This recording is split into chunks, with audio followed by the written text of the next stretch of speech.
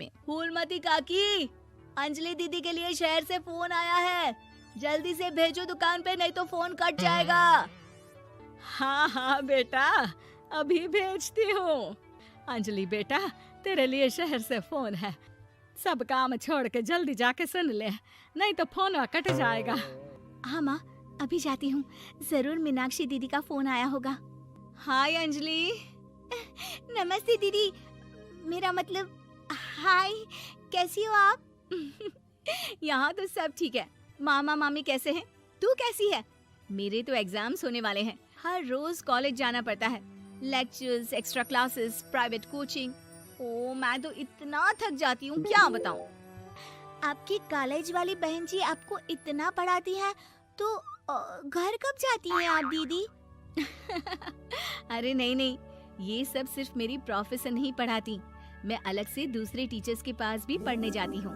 दीदी फिर तो आप बहुत थक जाती होगी ना, आप ना पैदल मत जाया करो, टांगा ले लिया करो दीदी। नहीं मेरी भोली बहन, ना मैं पैदल जाती हूँ, ना ही यहाँ टांगा मिलता है, मैं बस से जाती हूँ और थोड़ी दूरी के लिए रिक्शा ले लेती हूँ। सच्ची? वहाँ पर टांगे नहीं बस चलती है? वाह, वो भी हर रोज? हमारे गांव में भी बस आती है, दिन में 2 बार। यही तो खास बात है शहर की, यहाँ बसें पूरा दिन दौड़ती हैं सड़कों पर, और सिर्फ बसें ही नहीं, कार, स्कूटर और ट्रक भी, और तो और थोड़ी दूरी पर तो हवाई जहाज भी है, जहाँ से हवाई जहाज आसमान में उड़ते हैं। अच्छा दीदी, मैं फोन रखती हूँ, बुआ जी फूफा जी को मेरा नमस्ते कहना। हाँ माँ, हम लोग शहर में क्यों नहीं रहते? बुआ जी, फूफा जी और मीनाक्षी दीदी तो शहर में ही रहते हैं। अरे क्योंकि तेरे बुआ जी की शादी शहर में हुई थी, इसलिए बेटा।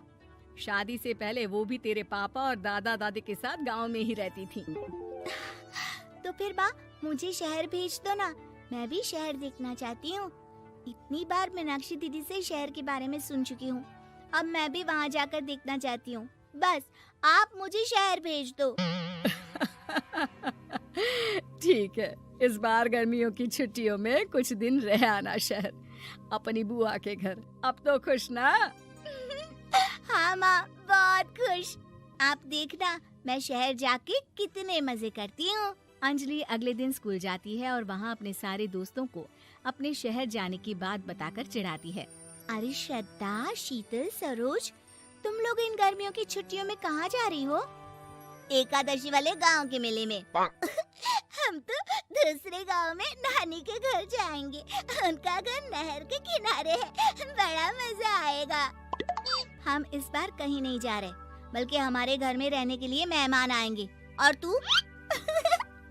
अरे मेरा क्या है, मैं तो बस पास वाले शहर जा रही हूँ, अपनी बुआ जी के घर, वहीं रहूंगी कुछ दिन।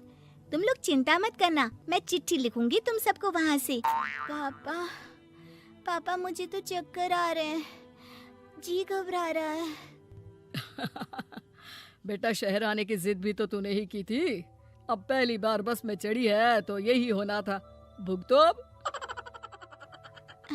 अरे मामा जी, अंजलि, आप लोग आने से पहले बता तो देते, मैं लेने आ जाती बस स्टैंड तक।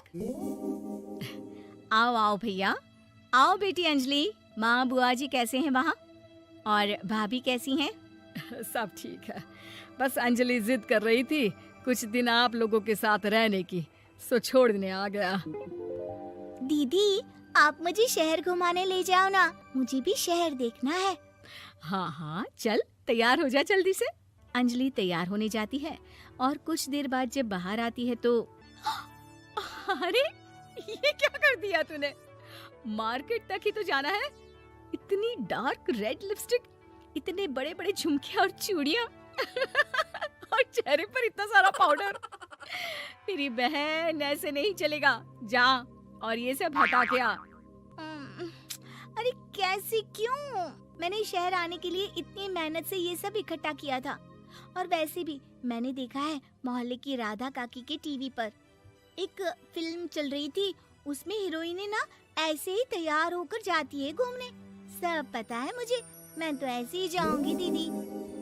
अंजलि शहर की चकाचौंध को देखकर बहुत हैरान और खुश होती है। ऊंची ऊंची इमारतें, सड़क पर दौड़ती गाड़ियाँ, बड़ी बड़ी दुकानें, उसकी एक्साइटमेंट का ठिकाना नहीं था। दीदी, ये छोटा सा कमरा सड़क के किनारे क्यों रखा है? इसमें कौन रहता होगा? ये कमरा नहीं, पीसीओ है, पीसीओ। यहाँ पर लोग फोन करने आते हैं, सिक्का डालकर। ओह, हमारे गांव में तो दुकान पे ही जाते हैं बात करने। अच्छा चल, तुझे रेस्टोरेंट में खाना खिलाने ले चलती हूँ।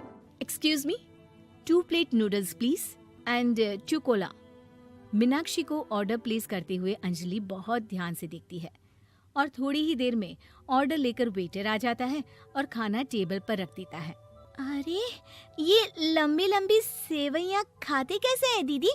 और इसके साथ कोई अचार, प्याज, मूली कुछ भी नहीं दिया, बस ये छोटा सा पेट खुजाने वाला दे दिया है। गांव में तो छोटे छोटे चावल ही होते हैं जो कि हाथ से ही खा लेती हूँ।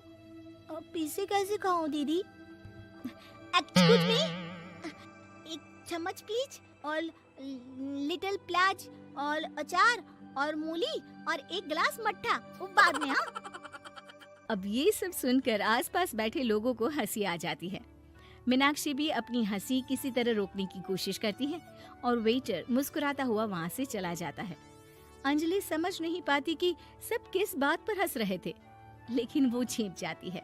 दीदी, मुझे लगता है कि मुझे इन सेवइयों को ऐसे ही खा लेना चाहिए, इसी पेट खुजाने वाले कांटे के साथ। एक काम कर, तू मुझे खाते देख, जैसे मैं खाऊं तो भी वैसे ही खा ले। ठीक है दीदी। अंजलि खाते खाते नूडल्स में सिरका ज्यादा डाल देती है, फिर ऊपर से नमक दानी से खेलते हुए काफी नमक भी अनजाने में छिड़क लेती है। अरे, ये क्या क्या खा लिया? अरे हाय हाय, कितना कड़वा है। पानी पानी, ये काला शरबत ही पी लेती हूँ। और जल्दबाजी में अंजलि जल्दी जल्दी कोला पी लेती है, जिससे उसके नाक में झंझनाहट होती है। दीदी, मुझे ले चलो यहाँ से। मैं ये सब शहरी खाना नहीं खा सकती। अब शर्म के मारे मीनाक्षी अपनी बहन को वापस घर ले जाती है और कहती है कि देख अंजलि, माना कि शहर और गांव एक दूसरे से बहुत अलग है, लेकिन इसका मतलब ये नहीं कि हमेशा शहर ही बेहतर हो और उस वजह से हमें वो सब करना पड़े जो हम नहीं कर सकते। शहर में सहूलतें तो हैं ही, पर चुनौतियां भी हैं।